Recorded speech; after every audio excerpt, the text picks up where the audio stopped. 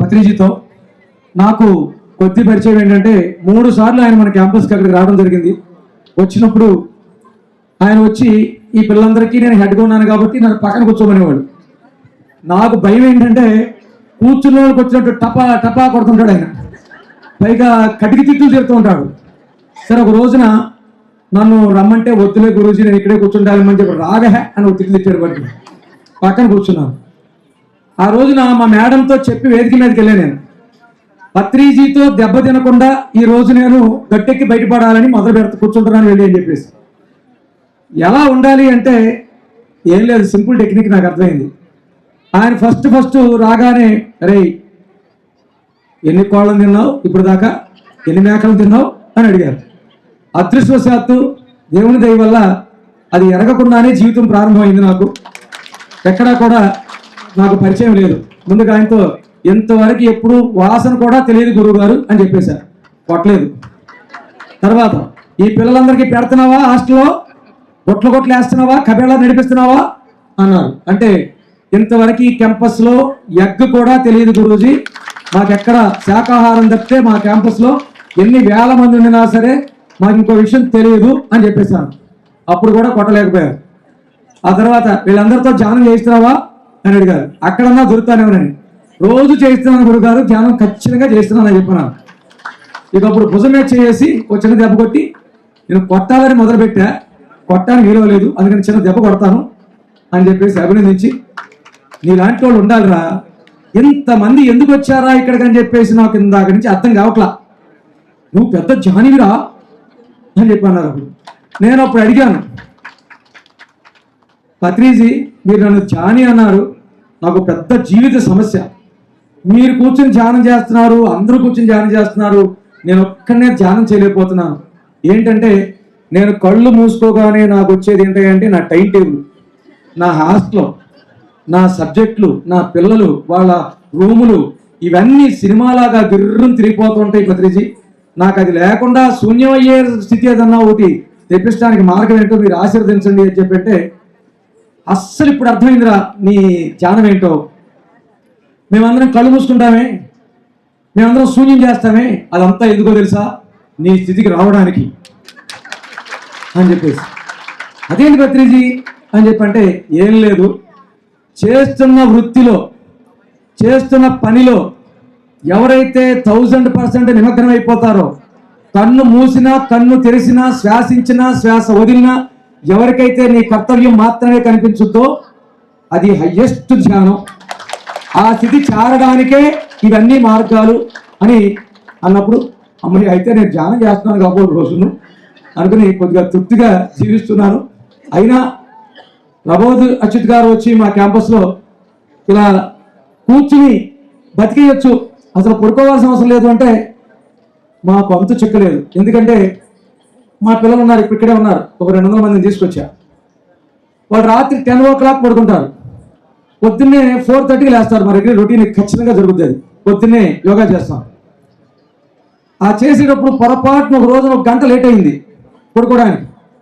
తెల్లారి పొద్దున్నే 3 గంటల వరకు లేవట్లా.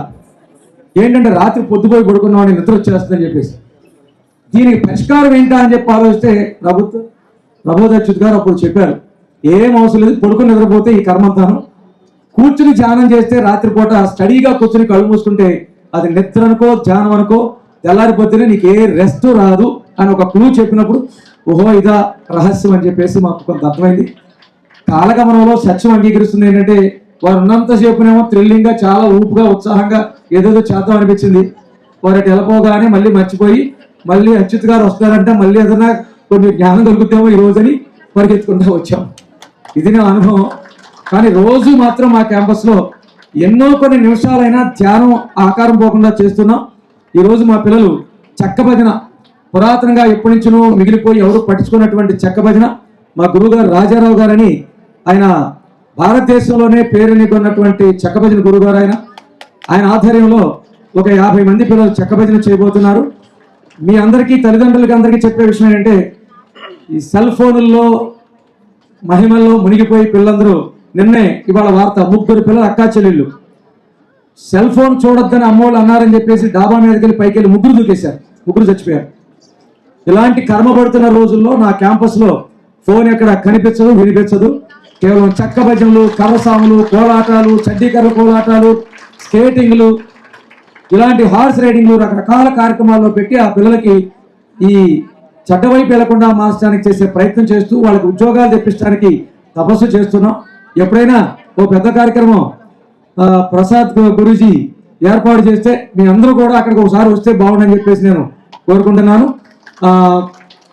ఆ పిల్లలు మధ్యలో ఆ ప్రోగ్రామ్ చేస్తారు, అది చూసి మీరు అందరూ ఎంకరేజ్ చేసి ఆ కార్యక్రమాన్ని విశ్వవ్యాప్తం చేయడానికి మేము కంకణం కట్టుకున్నాం. కొన్ని వేల మందికి కరసాం నేర్పిస్తున్నాం. వచ్చిన పిల్లలందరికీ, క్యాంపస్కి వచ్చిన వాళ్ళందరికీ చెక్క భజనలు కూడా నేర్పించే ప్రయత్నం చేస్తున్నాం. మన పిల్లల్ని ధ్యానం వైపు, ఇలాంటి యాక్టివిటీస్ వైపు మరల్చి పుణ్యం కట్టుకునే ప్రయత్నం చేద్దామని, ఇందాక గుడివాడిని గుడ్ కూడా చేద్దాం అన్నట్టు ఈ ఆంధ్రప్రదేశ్ని గుడ్ ఆంధ్రప్రదేశ్గా, చాలా ఆంధ్రప్రదేశ్గా చేయడానికి మనం అందరం కంకణం కట్టుకొని ముందుకెళ్దామని చెప్పేసి పెద్దలందరికీ మాటిస్తూ ఇంత టైం మాట్లాడేసినందుకు నన్ను క్షమిస్తారని చెప్పేసి కోరుకుంటూ, మాకు పాఠాలు అలవాటు కదా ఈ పిచ్చి కొట్టుకుంటూ కొట్టుకుంటుంటాం ఇట్లాగే, అందుకే మాట్లాడొద్దని అనుకున్నాను. అందరికీ ధన్యవాదాలు. వివేకానంద గారు విద్య గురించి ఒకటి చెప్పారు. విద్య అంటే మానసిక శక్తులని పెంచేది విద్య, బుద్ధిని వికసింప చేసేది విద్య, ఒక మనిషిని తన కాళ్ళపై తనని నిలబడేట్టు చేసేది విద్య అని చెప్పారు. మరి అటువంటి విద్య నేను చాలా యూనివర్సిటీలు, కాలేజెస్ తిరిగి నేను ధ్యానం నేర్పించేవాడు. గత 20 సంవత్సరాలుగా దాదాపు ఒక 11-12 లక్షల మందికి నేను ధ్యానం నేర్పించాను. భారతదేశంలోని 22 రాష్ట్రాలు తిరిగి నేర్పించాను. చాలా క్యాంపస్లు తిరిగాను, చాలా యూనివర్సిటీలు తిరిగాను. కానీ మన ప్రగతి ఇన్స్టిట్యూషన్స్ వారు పామర్లో చక్కటి క్యాంపస్ పెట్టారు. ఎంత బాధ్యతగా, ఎంత రెస్పాన్సిబుల్ గా పిల్లల్ని చూసుకుంటున్నారు, తమ పిల్లల కన్నా ఎక్కువగా చూసుకుంటున్నారు. వారి లోపల ఒక పరిపూర్ణమైన వికాసం తీసుకొచ్చేందుకు సమప్రజ్ఞానం చేస్తున్నారు. చాలా సింపుల్ లివింగ్, హై థింకింగ్ అనే దానికి ఒక ఉదాహరణగా వారి పిల్లల్ని వారు తయారు చేస్తున్నారు. అద్భుతంగా ఉంది. Thank you so much sir. And thank you పిప్పల sir కూడా, సార్ ఇన్వైట్ చేసినందుకు thank you so much. And committee వారు ఎవరన్నా మాట్లాడేవారు ఉంటే మనం క్లోజ్ చేయొచ్చు. ప్రజలు వేదికను అలంకరించిన పెద్దల్లో ప్రగతి పూర్ణచంద్రాన్ని ఆయన గురించి విన్నాను, కానీ ఆయన కలిసి లేకపోతే ఆయన స్వయంగా ఆయన చెప్పిన విషయాలు తెలిసాక, ఆయన టీచర్స్ ఫ్యాక్టరీ అని వచ్చాము, లేకపోతే ఇప్పుడు permitted to say teachers factory. ఇంకా మా లక్ష్మీ వరప్రసాద్ గారి కమిటీ మెంబర్, లింగం ప్రసాద్ గారి committee member, ex principal opposition leader, Jaganmohan Rao మా ఎమ్మెల్యే గారి మేనమామ, ఇంకా బావ గారు రాము గారికి, ఇలా వెంకటప్రసాద్ గారు స్టేడియం జాయింట్ సెక్రటరీ, మా college senior ANR college, Lankadasari Varaprasad గారు ఉదయం సాయంత్రం స్టేడియం నిత్యం వచ్చే కమిటీ మెంబర్స్లో ఒక ఆయన, లక్ష్మీప్రసాద్ గారు కూడా వస్తారు. నేను ఉదయం మాత్రమే, ఇండోర్ మాత్రమే. సరే, ఇక ప్రభోత్ ఆచార్య స్వామి, అన్నదానులు ఫైట్స్ గురించే చెప్పారు మీరు. వాళ్ళ వ్యవసాయ కార్యక్రమాలు చాలా భిన్నంగా ఉన్నాయి. ఆ తోటల పెంపకాలు నేను అన్నదాత టీవీలో వాటిలో చూశాను. అందరం రైతుల బ్యాక్గ్రౌండ్ నుంచి వచ్చాము. ఇంకా అమ్మ డాక్టర్ రోజమ్మ, లివింగ్ గాడ్ అంటే డాక్టర్. ఇక రాజకుమారి మేడం. సరే, ఇంకా మాకు ఆవిడకి ఆ సంస్థ ఆవిడ నిర్వహిస్తే నాకు చేతనే లేదో రిటర్న్స్ లేకపోతే ఇన్కమ్ ట్యాక్స్ మ్యాటర్స్ చూస్తారు. మా కేవీ కామర్స్ అధినేత పొంగు వెంకటేశ్వర గారు ఈ గుడివాడ 3 భాగాలు చేశాడు. అయితే నువ్వు నా దగ్గర చేసేవారా, లేకపోతే మీ అబ్బాయి నా దగ్గర చేసేవారా, మొత్తం 3 కేటగిరీలు. ఎట్టయినా సరే ఆ ఇన్స్టిట్యూట్కి వెళ్ళి వచ్చినట్టుగా గుడివాడ మొత్తం 3 మొక్కలు చేశారు. సరే, ఇక్కడ వేదిక మీద ఆహ్వానితులుగా వచ్చిన మీరందరూ, మరి వాళ్ళ శివరాత్రి పుణ్య దినం. సో మీ అందరికీ శివరాత్రి శుభాకాంక్షలు. నా అదృష్టం ఏంటంటే ఇవాళ నా వైఫ్, నేను ఉదయం కాశీ వెళ్ళి వాడు అక్కడే ఉండి రేపు బయలుదేరి వచ్చే కార్యక్రమం అయింది. వాళ్ళ సిస్టర్ వారు వస్తే ఇద్దరు కలిసి. సరే, ఆవిడ అక్కడ మరి కాశీ విశ్వనాథ దర్శనం చేసుకుంటాను. ఇంకా రాజకుమారి గారు, పత్రిజీ గారిని నాకు పరిచయం చేయటం, దాన్ని ఇంకా మాట్లాడవలసిన వాళ్ళు ఉన్నారు. ఇది ఎక్కువ టైం నాకంటే మనకి బయట నుంచి వచ్చిన గుడివాడ స్థానికులు మనం అందరం లోకల్గా కనబడుతూ ఉంటాం. మీకు నా ఒక్క కోరికల్లా ఇక్కడున్న వాళ్ళు గుడివాడ వాస్తవులు ఎంతమంది అక్కడికి వెళ్ళాం తగ్గినారు.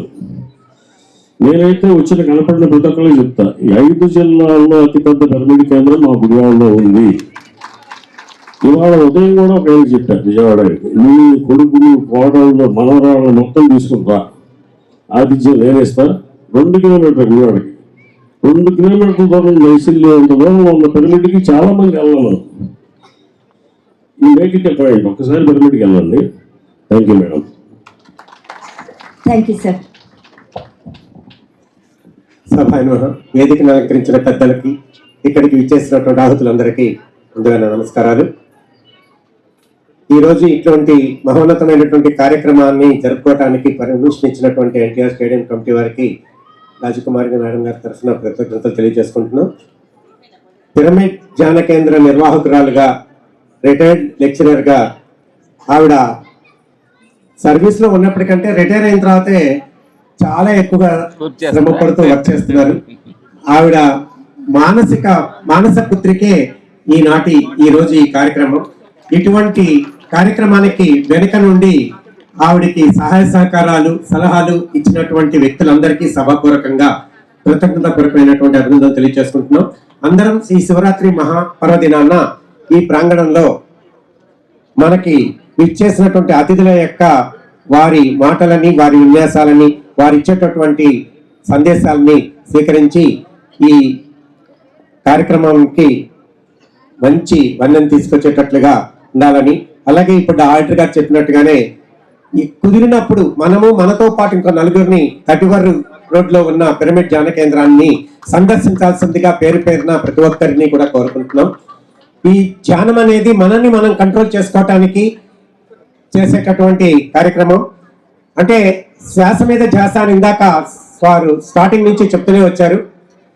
ఈ కార్యక్రమం ద్వారా స్ట్రెస్ నుంచి రిలీఫ్ చేసుకోవటానికి, మన ఆరోగ్యాన్ని మనమే కాపాడుకోవటానికి ఈ కార్యక్రమం ఎంతో మనకి తోడ్పడుతుంది.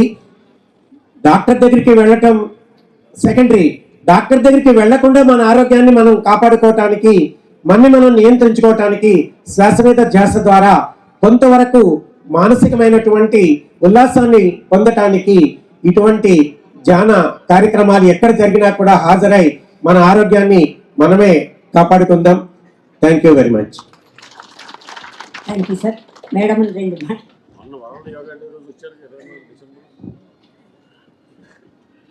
నాకు ధ్యానాన్ని నేర్పిన ధ్యాన గురువు బ్రహ్మర్షి పితామహ పత్రిజీ గారికి, విజ్ఞానాన్ని నేర్పిన రామ్తా మాస్టర్కి, అలాగే ఇక్కడ వేదికను అలంకరించిన పెద్దలందరికీ, ఎస్పెషలీ ప్రబోధ్ అచ్యుత్ గారికి, రామలక్ష్మణ్ మాస్టర్లకి ఎంతో దూరం నుండి వచ్చారు మన కోసం. ఇక్కడ విచ్చేసిన మీ అందరికీ నా నమస్కారములు. నేను పిరమిడ్లో ఎంతో నేర్చుకున్నాను, అలాగే మీరందరూ కూడా నేర్చుకోవాలని కోరుకుంటున్నాను. మన బ్రహ్మర్షి పితామహ పత్రిజీ గారు 3 రత్నాలు ఇచ్చారు. ఏంటి అంటే ఆయన కోరిక ధ్యాన జగత్, శాకాహార జగత్, పిరమిడ్ జగత్. ఈ 3 ఫాలో అయిన ఏ మనిషికి మనశ్శాంతి ఉంటుంది, ఆరోగ్యం ఉంటుంది, వాళ్ళు అనుకున్న సాధిస్తారని చెప్పారు. ధ్యానం అనేది ఒక ఆధ్యాత్మికంగానే కాదు, సైంటిఫికలీ ప్రూవెన్ కూడా. ఎలా అంటే మనం ధ్యానం చేస్తా ఉండగా మనకి శ్వాసలు తగ్గిపోయి ప్రాణశక్తి మనలో ప్రసరించినప్పుడు మనకి హ్యాపీ హార్మోన్స్ అనేవి రిలీజ్ అవుతాయి. ప్రతి మనిషిలోనూ స్ట్రెస్ హార్మోన్స్, హ్యాపీ హార్మోన్స్ అని ఉంటాయి. మనం ఒత్తిడిలో, ఆందోళనలో, చికాకులో ఉన్నప్పుడు మనకి స్ట్రెస్ హార్మోన్స్ వస్తాయి. అవి ఏం చేస్తాయంటే మన బాడీని డ్యామేజ్ చేస్తాయి. మనకి బీపీ పెరగడం, షుగర్ పెరగడం, థైరాయిడ్లు రావడం, జీర్ణాశయం పాడవడం, కిడ్నీల మీద ఎఫెక్ట్ చూడటం, ఇవన్నీ జరుగుతాయి. అదే ధ్యానంలో ఏం జరుగుతుందంటే మనం ధ్యానం చేస్తా మనకి ఒక మానసిక ప్రశాంతత వచ్చి, మీరు చాలా కిలోమీటర్ల దూరంలో ఉన్న హాస్పిటల్స్కి ఫైల్స్ పెట్టుకుని వెళ్తున్నారు, అవునా కదా? సో ఈ రోజు రాత్రి మీరు అందరూ నిర్ణయించుకోవాలి, మనం ధ్యానం చేద్దామా, హాస్పిటల్స్కి వెళ్దామా అని. సైంటిఫిక్గా ఏం ప్రూవ్ చేశారంటే more than 50% diseases, psychosomatic disorders, అవన్నీ కూడా ఈ ధ్యానం ద్వారా మనకి మనం తగ్గించుకోవచ్చు. సో పత్రిజీ గారు కూడా కోరుకుంది అదే, ఇంటింటా ధ్యానం. ప్రతి ఇంటిలోనూ ధ్యానం చేయాలి, ప్రతి ఇంటిలోనూ ప్రతి కుటుంబం కనీసం ఒక అరగంట సేపు ఒక దగ్గర కూర్చుని ధ్యానం చేయాలని కోరుకున్నారు. సో దానికి వాళ్ళు మన గుడివాడలో పునాది పడింది అనుకుంటున్నాను. ఇంతమంది ఇక్కడికి విచ్చేసి మీరందరూ ఇంటికి వెళ్ళాక రేపటి నుండి ధ్యానం చేస్తారని కోరుకుంటున్నాను. అలాగే శాకాహార జగత్ అని ఆయన ఎందుకు కోరుకున్నారంటే, అసలు మన కోసం, మనం తినటం కోసం పుట్టలేదు ఆ యానిమల్స్ అన్ని. మేకలు, కోళ్ళు, చేపలు ఇవన్నీ మన కోసం పుట్టలేదు, మనం తినడం కోసం. అవి కూడా జీవాలే, వాటికి ప్రాణం, నొప్పి, భయం మనకున్నట్లే ఉంటుంది అనేది ప్రూవ్ అయింది. మనం వాటిని చంపి తినటం వల్ల మన ఆరోగ్యం పాడైపోతుంది. అవి మనకి ఒకటి అరుగుదల చాలా లేటుగా అవుతుంది. 36 hours తర్వాత కూడా అవి మన బాడీలో ఉంటాయి. అవి మనం జీర్ణమయ్యి ఉన్నప్పుడు వాటిలో విడుదలైన స్ట్రెస్ హార్మోన్స్ మన బ్లడ్ లో కలిసి అవి మన బ్రెయిన్ వరకు వెళ్తాయి. తర్వాత ఆ హార్మోన్స్ వల్ల మన హెల్త్ పాడైపోతుంది. సో దానివల్ల మనము ఆధ్యాత్మికంగా కాకపోయినా మన ఆరోగ్యం కోసమైనా మనం శాకాహార జగత్తుని నిర్మిద్దాం. అందరూ క్లబ్స్ కొట్టండి. ఎప్పుడుంటే దయచేసి అందరూ శాకాహారాన్ని పాటించండి. ఫ్రెష్ ఫ్రూట్స్ వెజిటేబుల్స్ తీసుకుని మీరందరూ ఆరోగ్యంగా ఉండాలి. అలాగే పిరమిడ్ జగత్ అని ఆయన ఎందుకు ఇచ్చారంటే, పిరమిడ్ అనేది యూనివర్స్ లో ఉన్న ఎనర్జీని అది అక్కడ డ్రా చేసి తర్వాత అక్కడ రిజర్వాయర్ లా పనిచేస్తుంది. ఒక మనిషి వెళ్ళి అక్కడ కూర్చున్నప్పుడు ఏమవుతుందంటే ఆ ఎనర్జీ మనలో ప్రవహించి మన హార్ట్ బీట్, మన బీపీ, మన శ్వాసలు అన్ని నార్మల్ స్థితికి వస్తాయి. మనకి తెలియకుండానే మనకు ఒక మనశ్శాంతి వస్తుంది. మనం అక్కడ కూర్చొని చేసిన ధ్యానం చాలా రెట్లు పనిచేస్తుంది. మన ఇంట్లో చేసిన ధ్యానం కన్నా 10 రెట్లు ఎక్కువగా పనిచేస్తుంది. సో అక్కడ మీరు మీ పిల్లల్ని తీసుకెళ్లి ధ్యానం చేపిస్తే తర్వాత వాళ్ళకి ఫోకస్ అనేది పెరుగుద్ది. మనం కాన్సన్ట్రేషన్ పెరగాలి అని చెప్పి పిల్లలకి ఒత్తిడి చేస్తుంటాం కాన్సన్ట్రేషన్ గా చదువు అని. అదే ధ్యానం చేసిన పిల్లలు చాలా ఫోకస్డ్ గా కాన్సన్ట్రేషన్ గా చదివి వాళ్ళు జీవితంలో ఏది సాధించాలనుకుంటున్నారో అది ఈజీగా సాధించగలుగుతారు. వీటిలన్నిటి గురించి ప్రబోధ్ అచ్యుత్ గారు ఇంకా బాగా చెప్పగలుగుతారు. Thank you. మీరందరూ ధ్యానం చేసి ఆరోగ్యంగా ఆనందంగా ఉండాలని కోరుకుంటున్నాను. మన ఫైట్ మాస్టర్స్ రామ్ లక్ష్మణ్ గారు, మీకు అంటే రామ్ లక్ష్మణ్ గారు తెలియకపోయినా తెలియకుండా లేరు, కానీ ఏ సినిమాలు చేశారు కొంతమంది తెలియచ్చు, తెలియకపోవచ్చు. పుష్పకి ఫైట్స్ ఎవరు అందించారు తెలుసా? పుష్ప సినిమాకి రామ్ లక్ష్మణ్ మాస్టర్స్ గట్టిగా. అలా వైకుంఠపురంలో ఎంత క్లాస్ గా ఉంటాయంటే ఫైట్స్, అంటే మాస్ ని మెప్పించారు, అసలు క్లాస్ ని కూడా మెప్పించారు. చలనచిత్ర పరిశ్రమలో ఫైట్స్ కి ఒక కొత్త స్టైల్ ని, ఒక కొత్త నిర్వచనాన్ని తీసుకొచ్చిన వారు మా మాస్టర్స్, ఫైట్ మాస్టర్స్. అందుకే ఏంటంటే స్టంట్ మాస్టర్స్ అంటే మాస్టర్, అందులో ఫైట్ లో కూడా ఒక మాస్టరీ. ఎందుకంటే వారి లోపల ఆధ్యాత్మికత ఆల్రెడీ ఉంది. ఆ ఆధ్యాత్మిక మూలం నుంచి ఆ ఫైట్స్ వస్తున్నాయి, వారి లోపల క్రమశిక్షణ నుంచి వస్తున్నాయి. అండ్ వారి యొక్క ఎక్స్పీరియన్స్ లో చెప్తారు గుడాకేశ సాధన, ఈ ధ్యాన సాధన వల్ల ఇంకా అది ఎలా వారి జీవిత ప్రయాణాన్ని, ఆధ్యాత్మిక ప్రయాణాన్ని ఎలా చేసింది అనేది వారి నుంచి మరిన్ని విశేషాలు మనం బ్రేక్ తర్వాత తీసుకుందాం. Thank you sir, thank you so much. Thank you. Vaikunthapuram, Khaidi number 150, legend, ఇలా ఎన్నో సినిమాలకి మీరు అద్భుతమైన సన్నివేశాలను జోడించి అంటే ఆ చలనచిత్రానికి ఒక కొత్త అర్థాన్ని, కొత్త ఎమోషన్ ని క్రియేట్ చేశారు. అక్కడ ఒక కొత్త కనెక్టివిటీని క్రియేట్ చేశారు. అండ్ వారి లోపల ఉన్న ఆధ్యాత్మికత ఏంటి, వారి లోపల ఉన్న ఆ వాల్యూ సిస్టమ్ ఏంటి, వాటి గురించి ఈ రోజు మనం అంటే విపులంగా వారి నుంచి మనం తెలుసుకున్నాము. ప్రబోధ్ మాస్టర్ అంటే ప్రబోధ్ గారితో ఇంటికి వచ్చి కూడా చాలా టైం స్పెండ్ చేస్తుంటారు, అంటే చాలా బిజీ ఉంటారు. అంత బిజీ ఉన్న స్కెడ్యూల్ లో కూడా ఎప్పుడన్నా అంటే మన గ్రాండ్ మాస్టర్ ప్రబోధ్ గారు ఒక్కోసారి కేటీఆర్ పార్క్ లో వాకింగ్ మెడిటేషన్ చేయించేవాళ్ళన్నట్టు. అంత బిజీ ఉన్నా కూడా, అంత షూటింగ్స్ లో ఎంత స్కెడ్యూల్స్ ఉన్నా వారు టైం తీసుకున్న వాకింగ్ మెడిటేషన్ కూడా వచ్చి వీళ్ళున్నప్పుడల్లా జాయిన్ అయ్యేవాళ్ళు. అందరు మెడిటేటర్స్ తో ఉండడానికి వారు ఎప్పుడు సంతోషిస్తూ ఉంటారు. అండ్ ఈ రోజు డెఫినెట్ గా ఇంతమంది ధ్యానుల మధ్య, 8,000 మంది ధ్యానుల మధ్య వారు వచ్చి వారి సందేశాన్ని ఇవ్వడానికి వారి డెఫినెట్ గా బిజీ స్కెడ్యూల్స్ తోనే టైం తీసుకుని ఉంటారు. Thank you so much sir. Thank you. So wonderful to see you here. Thank you. నమస్తే. ఎన్ని సినిమాలు చేసేవని కాదు, ఎన్ని నంది అవార్డులు తీసుకోవడం కాదు, ఎంత మనశ్శాంతిగా ఉండాలి, ఎంత ఆత్మసాక్షి ఉండాలని ముఖ్యం. స్టేజ్ మీదకి మేము ఫైటింగ్ చేస్తానేమో మొత్తం నా ఖాళీ చేయించాడు పెబ్బళ్ళ గారు, కాంతిపూర్ గారు. ఇక్కడ ఫైటింగ్ చేయదా, మేము మనసుతోటి ఫైట్ చేయడానికి వచ్చాము ఇక్కడ.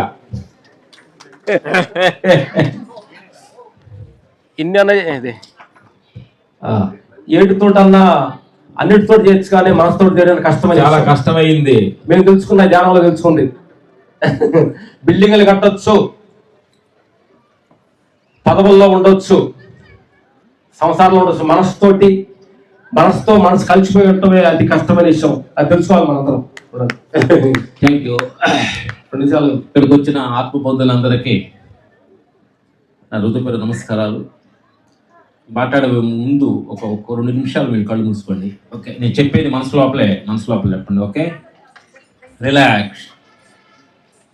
ఈ క్షణం మీతోటి మీరు, మీ శ్వాసతోటి మీరు మీ చైతన్యంతో మీరు ఈ చైతన్యంతో మీరు ప్రపంచ విషయాలు, సంసార విషయాలు, దేహ విషయాలు పక్కన పెట్టి మీతోటి మీరు ఈ క్షణం శ్వాసనే గమనిస్తూ ఉండండి.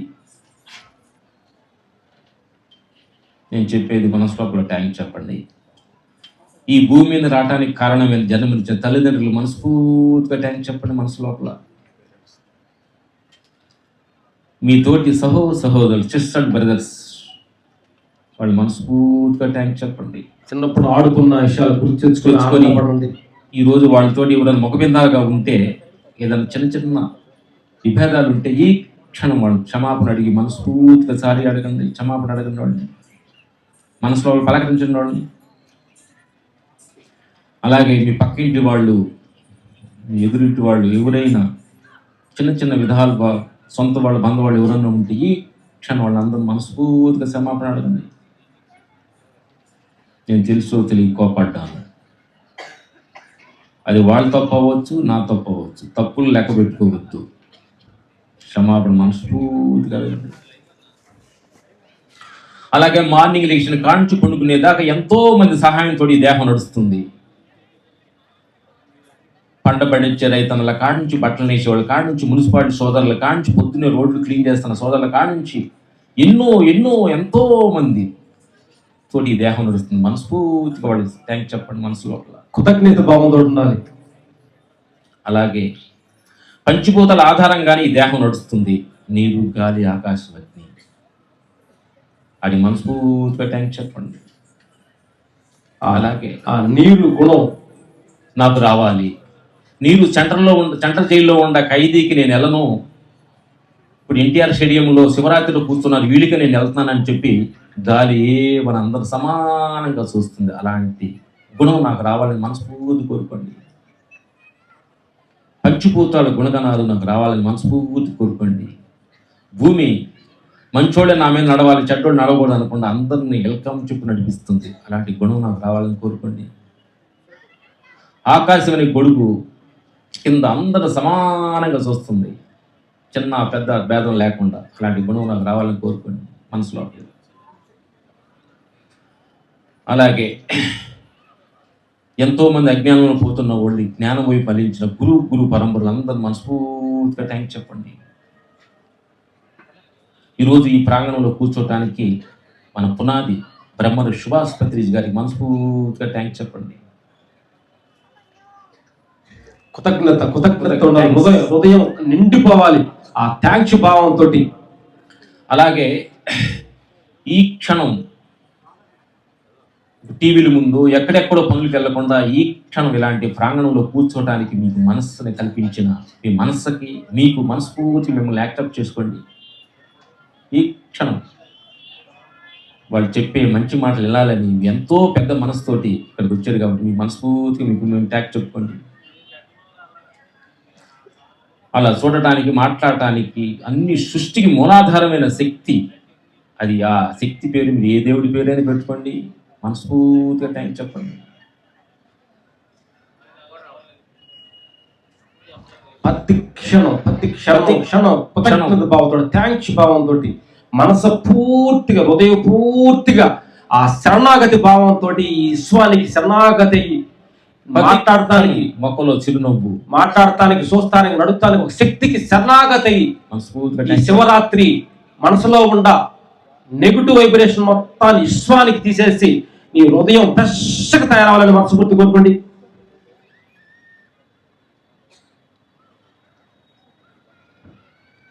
Thank you. స్లో కలుతారండి. Thank you.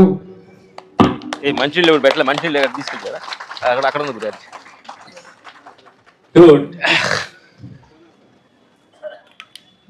Okay, thank you. ఇవి మొత్తం ఇచ్చా.